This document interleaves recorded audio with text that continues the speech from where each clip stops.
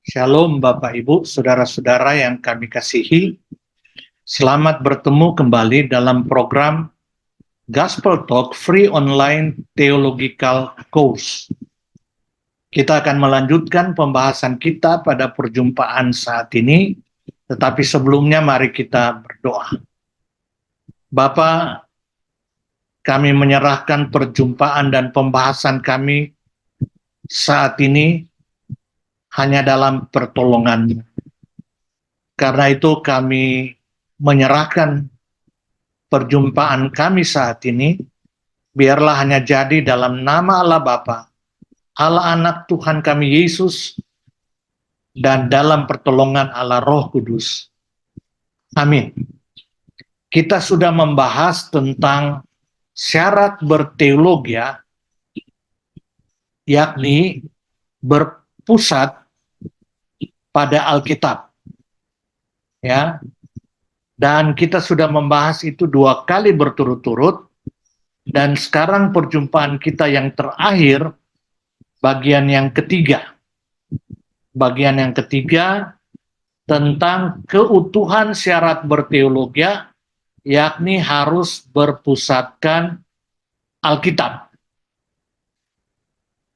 Kita sekali lagi melihat dari definisi tentang teologia yang sudah saya buat, yakni teologia adalah karya Allah Tritunggal melalui orang percaya dalam usaha iman yang dianugerahkan Allah untuk merumuskan pemikiran dan pemahamannya tentang Allah dan kehendaknya berdasarkan keutuhan kebenaran Alkitab yang adalah firman Allah. Jadi saudara, ya, rumusan tentang pemikiran dan kehendak Allah itu namanya teologia, dan itu harus didasarkan pada keutuhan Alkitab yang adalah firman Allah. Walaupun kita sudah membahas termasuk dalam kekristenan, ada beberapa sikap terhadap firman Allah. Ada yang mengatakan Alkitab itu bukan firman Allah secara mutlak, hanya mengandung firman Allah. Ada juga yang mengatakan bahwa Alkitab itu menjadi firman Allah. Jadi Alkitab itu sama seperti buku biasa, ya. Tapi pada waktu kita baca dan dia melompat keluar menjamah kita, maka yang menjamah kita, yang lompat keluar, itulah menjadi firman Allah. Tapi Alkitab sendiri sama dengan buku biasa. Ada yang mengatakan bahwa Alkitab adalah firman Allah, tapi masih terbuka terhadap ilham lain. Sehingga ada Alkitab, ada ilham-ilham lain. Ya, biasa seperti itu ya. Ya, ada yang mengatakan Tuhan berbicara dan seterusnya, akhirnya menyusun ya tambahan dari Alkitab seperti itu. Ya, ada yang mengatakan Alkitab bukan firman Allah. Sama saja seperti buku biasa. Kalau neo-ortodoks mengatakan ya dia baru menjadi firman Allah pada waktu dia berbicara kepada kita, menyentuh kita, menjamah kita. Tetapi ini mengatakan bahwa Alkitab sama seperti buku biasa yang lain, bukanlah firman Allah. Seperti itu. Padahal kita jelas menerima bahwa Alkitab adalah firman Allah. Karena kalau Alkitab bukan firman Allah, Alkitab tidak punya otoritas menjadi sumber utama daripada teologi. Ya, seperti itu. Ya. Nah, saya ingin membawa kita melihat lagi ayat 2 Timotius 3 ayat 16 yang mengatakan segala tulisan yang diilhamkan Allah. Segala tulisan yang diilhamkan Allah.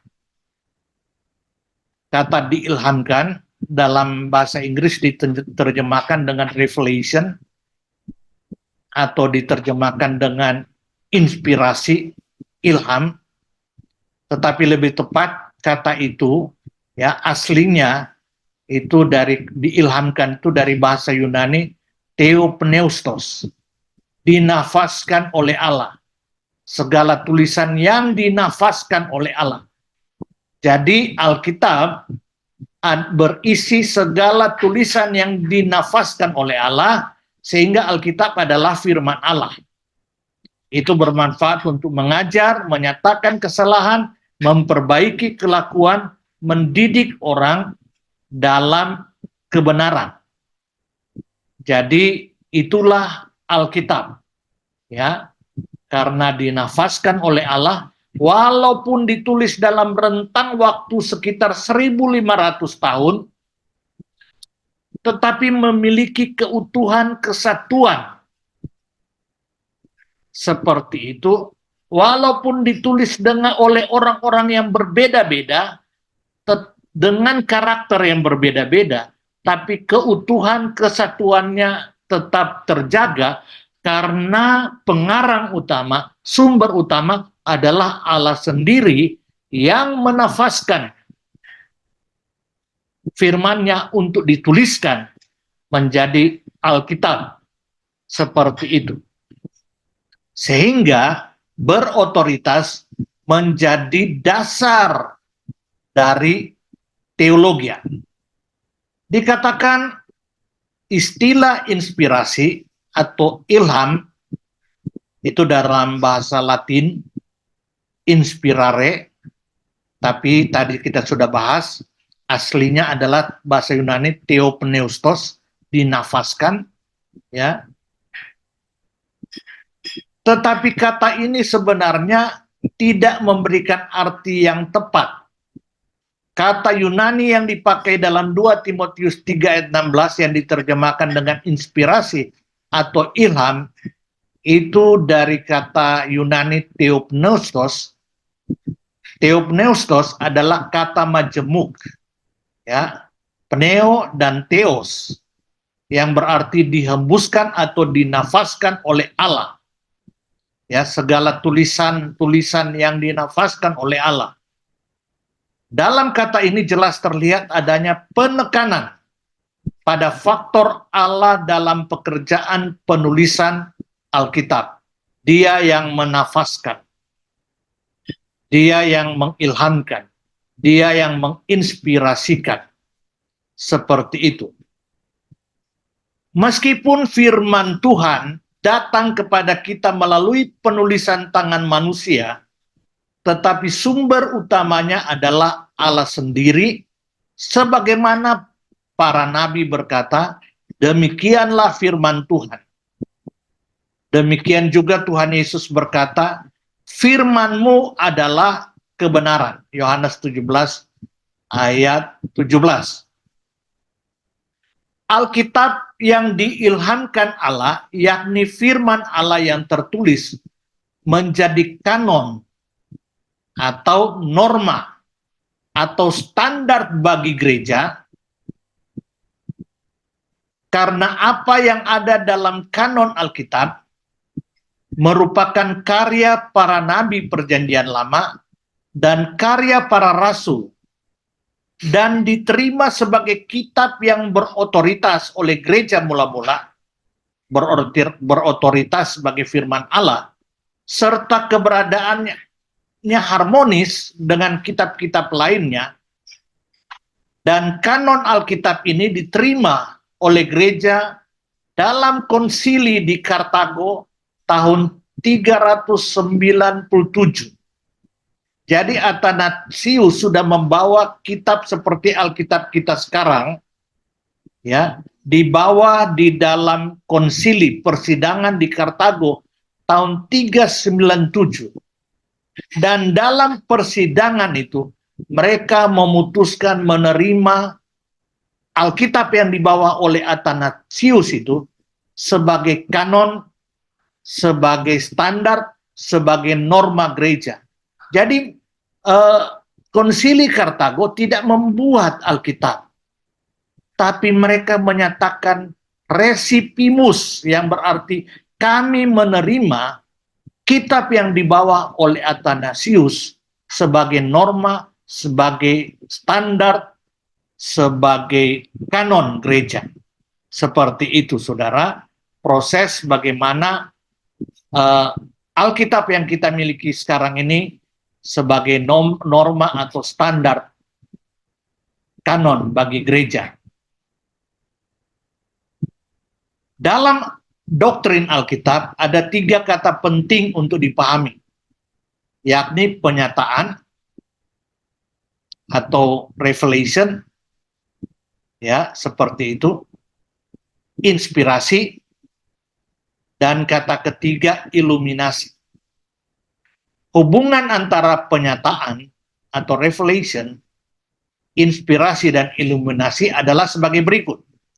Dalam penyataan revelation, Allah mengkomunikasikan kebenaran-kebenarannya kepada manusia yang dipilihnya. Jadi dia mengkomunikasikan firman-Nya sehingga manusia bisa mengetahui, bisa mengenal Allah, mengetahui firman Allah, kehendak Allah, karena dinyatakan, di-reveal, dibukakan oleh Allah. Seperti itu. Dalam inspirasi atau ilham atau theopneustos, Allah menuntun orang-orang yang dipilihnya untuk menuliskan penyataan Allah dalam bahasa yang dimengerti oleh manusia yang lain, sehingga menjadi Alkitab yang diterima dalam Konsili Kartago tahun 397 itu. Jadi saudara lihat ya, penyataan adalah Allah mengkomunikasikan firman-Nya kepada manusia. Selanjutnya inspirasi, revelation atau theopneustos, itu bagaimana Allah memimpin ya orang-orang yang dipilihnya untuk menuliskan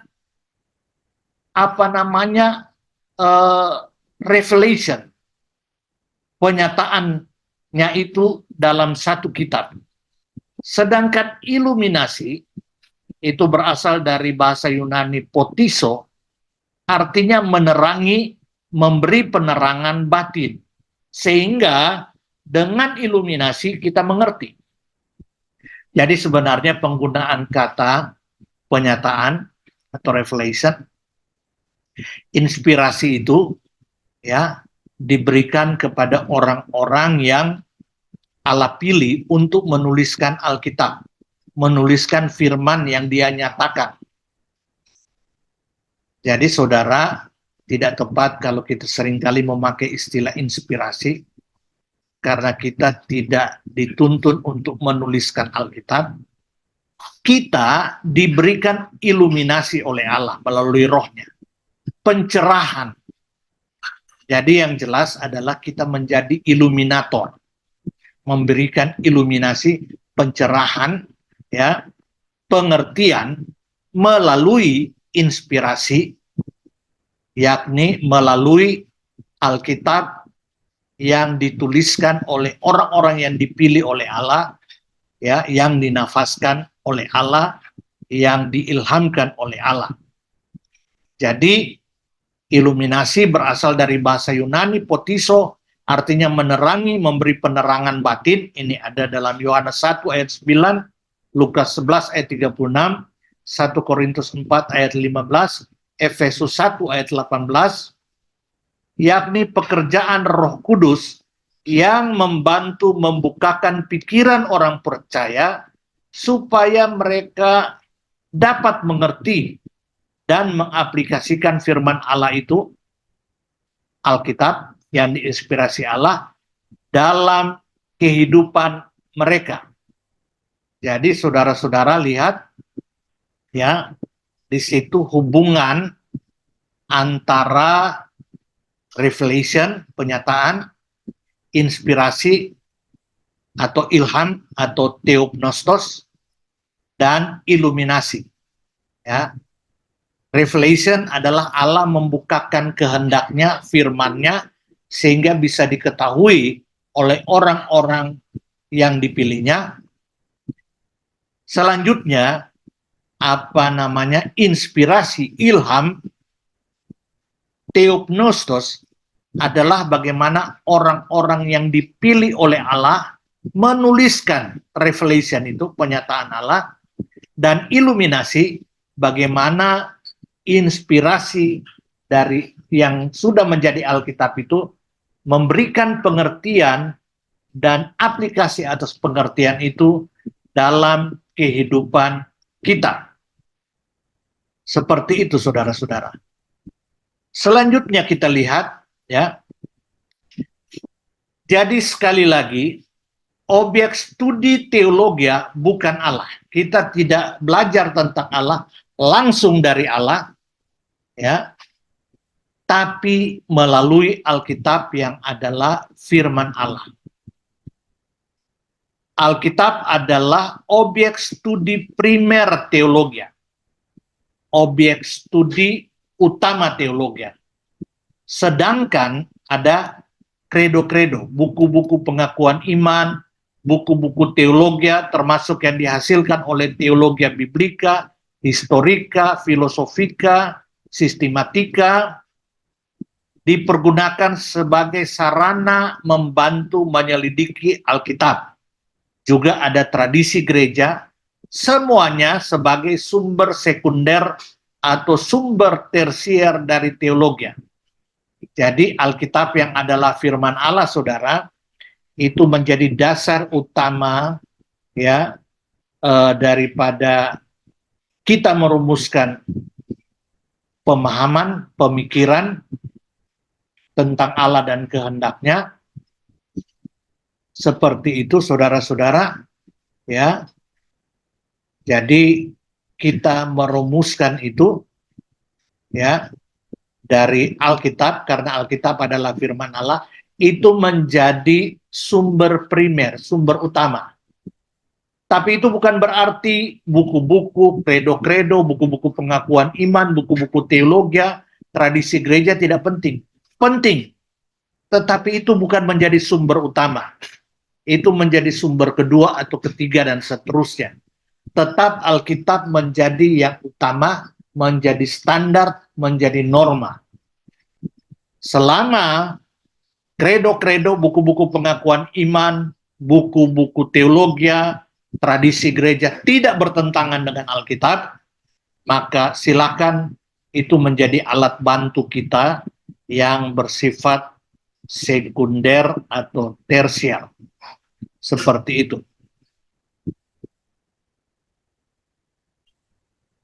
Jadi saudara-saudara, sekali lagi, ya, sumber utama Alkitab adalah firman Allah, karena Alkitab itu diinspirasikan oleh Allah, dan Roh Kudus memakai inspirasi Alkitab menjadi iluminasi, sehingga kita mampu berteologi. Dan iluminasi ini diberikan oleh Roh Kudus kepada orang-orang yang sudah diselamatkan, karena Roh Kudus adalah aplikator dan dinamisator daripada inspirasi Alkitab yang adalah inspirasi Allah.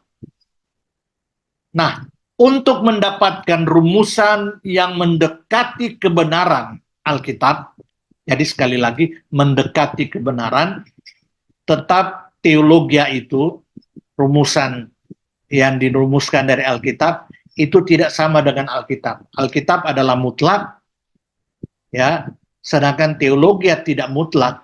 Tapi kalau teologi itu dirumuskan secara benar, sehingga mendekati firman Allah, maka itu punya kuasa memerdekakan, saudara.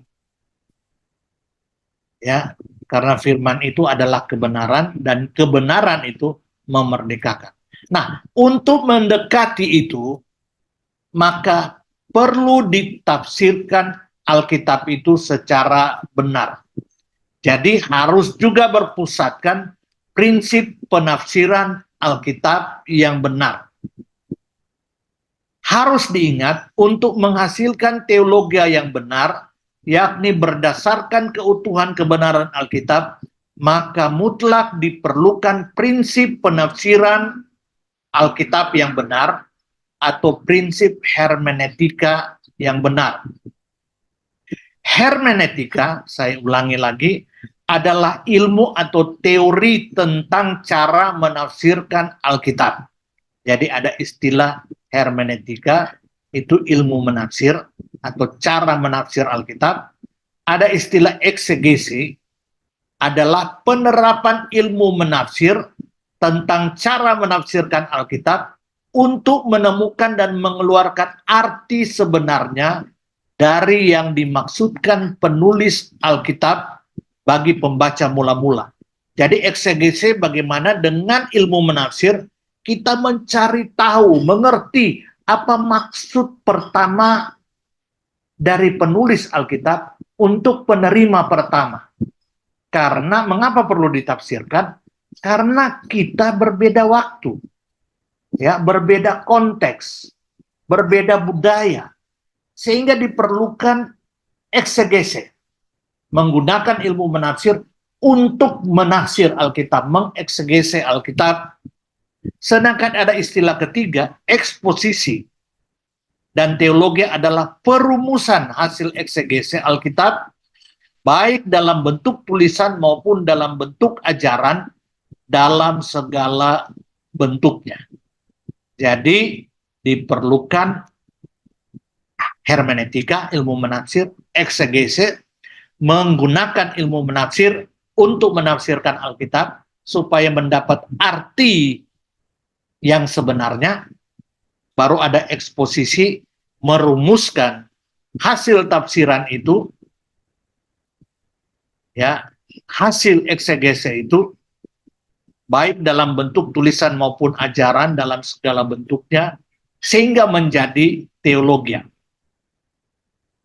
Nah, hal-hal yang harus ada dalam menafsirkan Alkitab untuk mendapatkan pemahaman dan pemikiran tentang Allah yang benar haruslah melalui beberapa prinsip analisis penting, yang antara lain analisis teks yang benar.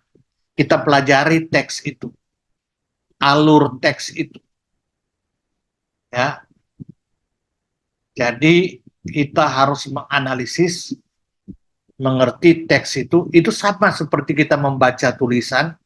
Untuk mengerti inti tulisan itu, maka kita perlu menganalisis teks itu secara benar. Baru kita menganalisis konteks, konteks saat itu, konteks penerima tulisan itu harus dianalisis. Konteks budaya, konteks orang, konteks tempat, untuk mendapatkan arti yang mendekati kebenaran daripada tulisan itu. Jadi harus ada analisis konteks. Baru analisis jenis, analisis genre, jenis tulisan.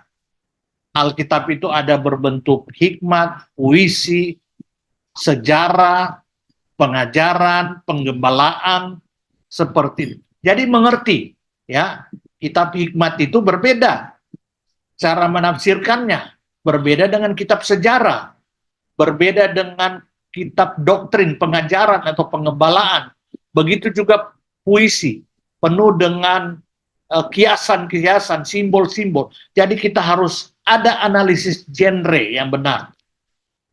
Baru analisis sintaks gramatikal yang benar, tata bahasa yang benar, baik dalam bahasa Indonesia, baik dalam bahasa Inggris, terutama dalam bahasa asli Alkitab. Perjanjian lama dalam bahasa Ibrani, baru sebagian perjanjian baru itu ada dalam bahasa Aram, zaman Tuhan Yesus itu, tapi juga paling banyak adalah bahasa Yunani.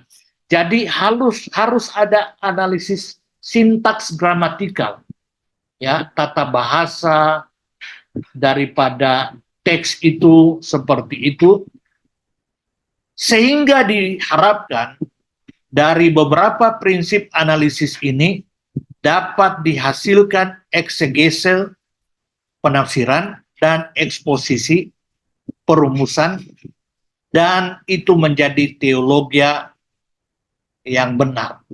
Ya, jadi harus ada prinsip ya, prinsip penafsiran Alkitab yang benar dengan beberapa prinsip analisis tadi. Teologi yang dihasilkan dari keutuhan Alkitab melalui prinsip penafsiran yang benar oleh pertolongan dan iluminasi Allah Roh Kudus seharusnya menghasilkan teologi yang komprehensif utuh, bukan teologi yang parsialistik yang bertabrakan satu dengan yang lain dan terpotong-potong. Tidak, ya. Ya. Jadi ada analisis, ya, kitab per kitab, perikop per perikop, ayat per ayat, tapi juga ada analisis dalam teologi sistematika, analisis keseluruhan Alkitab, ya, sehingga menjadi teologi sistematika, teologi biblika, teologi praktika, seperti itu. Tuhan Yesus menolong kita untuk memahami sumber utama daripada teologi harus dirumuskan berdasarkan Alkitab. Tuhan Yesus memberkati. Amin.